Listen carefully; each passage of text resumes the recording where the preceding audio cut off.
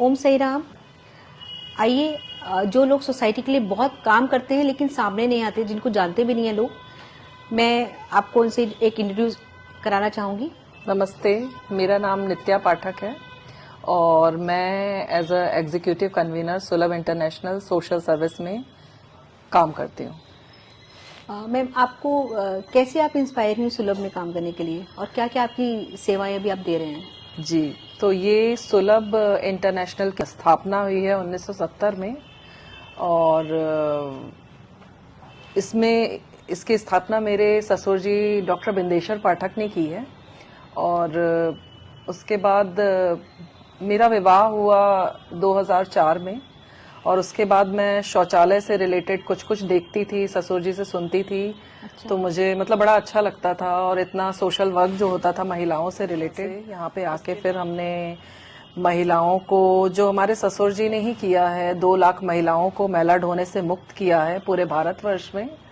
और उन महिलाओं की प्रशिक्षण दी जाती है, स्किल डेवलपमेंट की क्लासेस दी जाती हैं उनको। अच्छा। और ब्यूटी पार्लर का कोर्स कराया जाता है उनको, बरी पापड़ अचार का कोर्स कराया जाता है, सिलाई कढ़ाई का प्रशिक्षण दिया जाता है। ये अलवर और टोंक जिला में और भी कई जगह, हर मिथिला में ये ट्रेनिंग दी जाती है हमारी। और उसके द्वारा जो वो बनाती हैं वो खुद सेल करती हैं मार्केट में, और उसके द्वारा जो उनको पैसा मिलता है वो अपनी जीविका चलाने के लिए वो लोग इस्तेमाल करती हैं। बहुत जी। तो आपको कैसा लगता है, मतलब as a you are also women, जी। तो आपको कैसी बड़ी स्ट्रॉन्ग फीलिंग आती होगी? जी, तो मैं आपकी एक फीलिंग के बारे में जरूर जानना चाहूंगी। जी, वी आर ऑल्सो, मतलब both we are women actually. जी। तो एक वुमेन की फीलिंग को हम तो बहुत अच्छे से एक्सप्रेस करना, मतलब आप बताएं कैसे? जी, जैसे कि भारतवर्ष में महिलाएं शुरू से ही दुर्गा जी का रूप रही हैं और शक्ति का रूप मानी जाती हैं। तो हम लोग यही चाहते हैं कि सारी महिलाएं जितनी भी हमारे भारत में हैं, एक शक्ति बनके, नारी शक्ति लेके आएं, और सबके पास एक सोर्स ऑफ इनकम हो, जिससे कि उनका विकास और उनके पास जो पावर है, स्ट्रेंथ है, वो रहे उनके पास। ये मेरी कामना है कि हमारे भारतवर्ष में जितनी भी महिलाएं हैं, काम करके कुछ अर्न करें और उसके बाद वो अपनी जीविका आराम से चला पाएं। बहुत बढ़िया। तो आगे आपके मैम क्या क्या मिशन है, कुछ आपने प्लान किया होगा इन फ्यूचर? जी, तो हम लोग महिलाओं को महाराष्ट्र में भी किचन गार्डनिंग का कोर्स करा रहे हैं, जो कि अहमदनगर जिला है, जो कि अब अलीपुर बन गया है उसका नाम। तो लगभग 20 विलेजेस में हमारा काम चल रहा है किचन गार्डनिंग का। और जो किचन गार्डनिंग की क्लासेस दी जाती है, उसमें हम लोग, ये जो महिलाएं हैं, 4 से 5 हजार मासिक बचा पाती हैं। जो 4 से 5 हजार उनका इतना बचता है, जिसके द्वारा अपने फैमिली में सपोर्ट कर पाती हैं उस पैसे से, और अपने बच्चों को भी सपोर्ट कर पाती हैं उसके। और इस काम के लिए हमें एक कंपनी है सोडेस्को, जिसने फंड दिया है। और शोलापुर नागपुर के पास है एक जगह, वहां पे भी हमारा काम चल रहा है। मुर्गी पालन हम लोग सिखा रहे हैं महिलाओं को, जिसके द्वारा उनको रोजगार मिलता है। तो ये सारा काम हमारा महाराष्ट्र में चल रहा है। तो आप जैसे भी किचन गार्डनिंग की बात कर रहे हैं, जी, तो किचन गार्डनिंग को थोड़ा सा आप एक्सप्लोर करेंगे? मतलब जी, किचन गार्डनिंग ये होता है कि आप अपने घर में, आपके पास जितना भी स्पेस हो, यदि आपके पास जमीन नहीं है तो आप गमले में ही वो सब्जियां उगाएं, जो आपको डेली बेसिस पे आपको यूज होता है।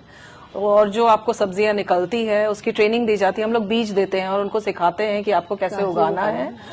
जी, उसके द्वारा आप सब्जियां आपको मार्केट से नहीं खरीदनी पड़ेंगी फिर, और वो ऑर्गेनिक भी अच्छा होती कॉज है, मतलब ऑर्गेनिक भी हो गया और उनका एक सोर्स ऑफ इनकम भी हो गया। ब्यूटीफुल। मैं थोड़ा सा शिफ्ट करूंगी, क्योंकि आप साईं बाबा की भी फॉलोअर हैं, और बिंदेश्वर पाठक जी से भी हम मिले थे, वो भी बहुत स्ट्रॉन्ग फॉलोअर थे बाबा के। आपकी क्या, एक तो आपको क्या इंस्पायर किया पाठक जी से, और आप बाबा से कैसे कनेक्ट हुई?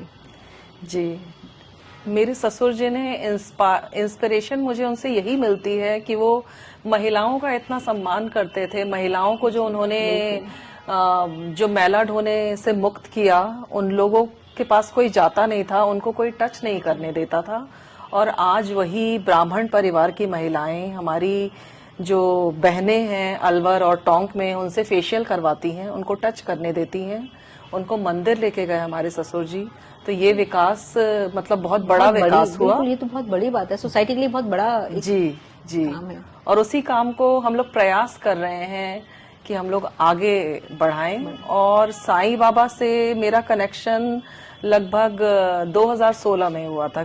और मुझे सडनली मतलब लगा कि मैं लोधी रोड में, आप जानते होंगे दिल्ली में, जी जी जी। लोधी रोड में साईं बाबा का मंदिर है। और जब मैंने वहां पे हर थर्सडे जाना शुरू किया तो मेरे साथ मैजिक हुआ।